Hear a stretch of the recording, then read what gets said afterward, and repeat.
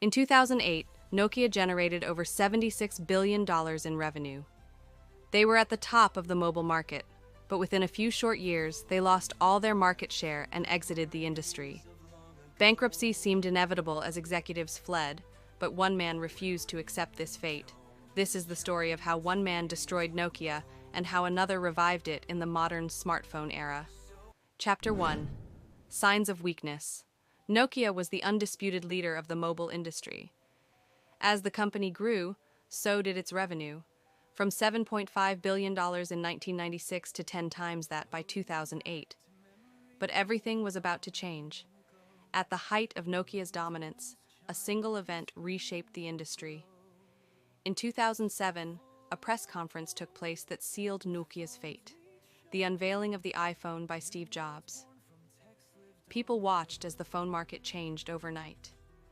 Compared to Nokia's traditional brick phones, the iPhone was revolutionary, sleek, fast, and equipped with an intuitive touchscreen. No one had seen anything like it. Despite the disruption, Nokia was in the perfect position to adapt and respond, but that's not how things played out. Internal reports later revealed that Nokia executives dismissed the iPhone, mocking it for being expensive to manufacture and failing their durability tests. They saw it as a niche product. In reality, they were seeing only what they wanted to see. Nokia had built a reputation for reliable, durable phones, but what was once a selling point soon became a drawback. Consumers wanted sleek, touchscreen devices. The industry had changed forever. Competitors quickly responded.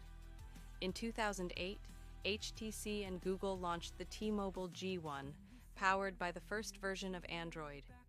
Nokia executives soon realized they had underestimated the iPhone. Their response? The Nokia N97.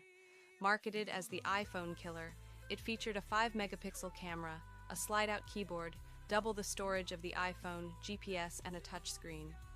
But despite the hype, it was a disaster.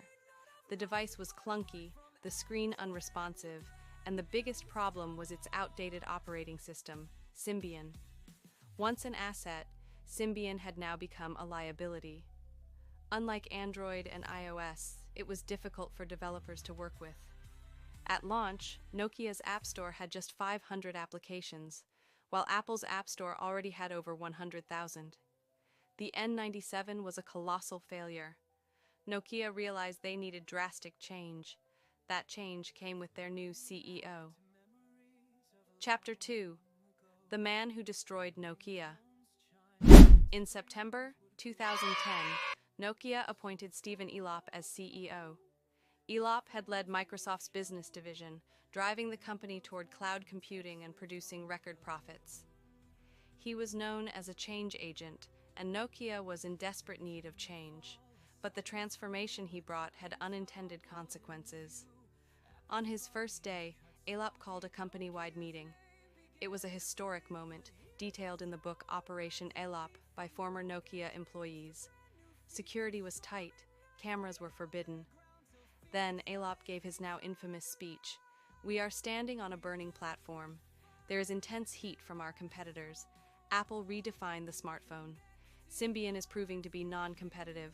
The battle is no longer about devices, it's about ecosystems. Our platform is burning."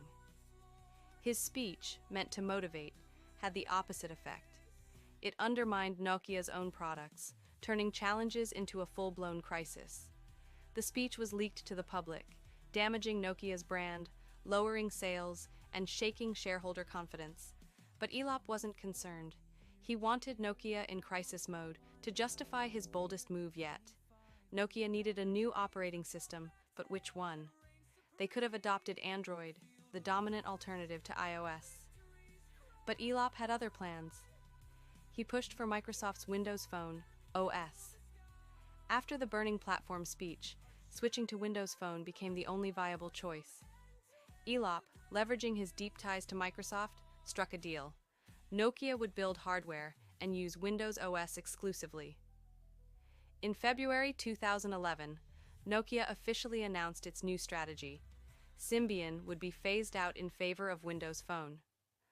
Microsoft even invested billions into Nokia's development and marketing efforts. The stakes were high, but the strategy was flawed from the start. The Lumia 800 and Lumia 710 were Nokia's first Windows smartphones, and they were doomed. The Windows interface was unintuitive.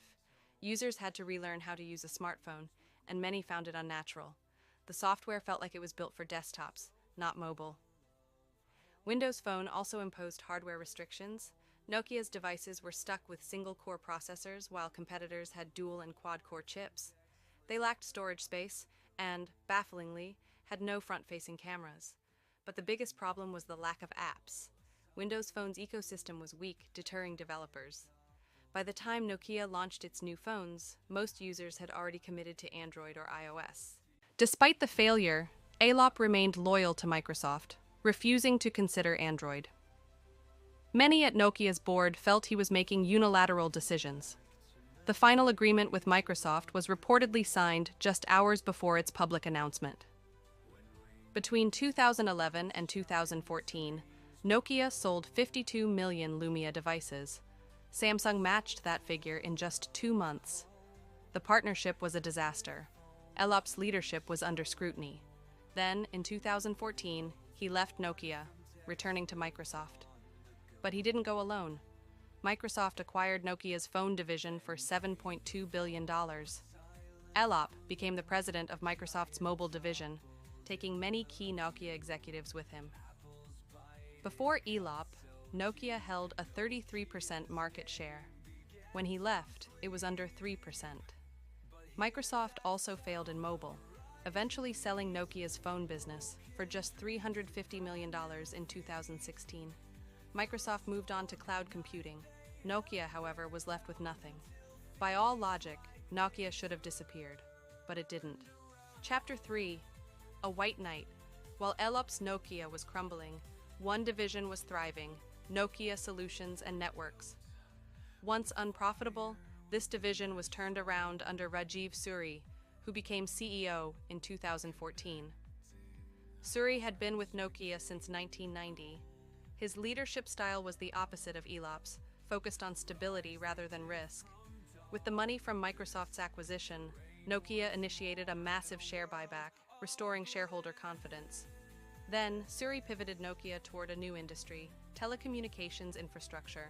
In 2015, Nokia acquired Alcatel-Lucent for $16.6 billion, gaining control of Bell Labs and its 29,000 patents. Suri's bet? 5G. By 2024, Nokia had secured over 300 commercial 5G agreements, holding a 29% share of the global 5G market outside China. Nokia shifted from consumer devices to business infrastructure. Today, Nokia is worth $25 billion, a fraction of its peak, but for the first time in 17 years, it has something invaluable: stability.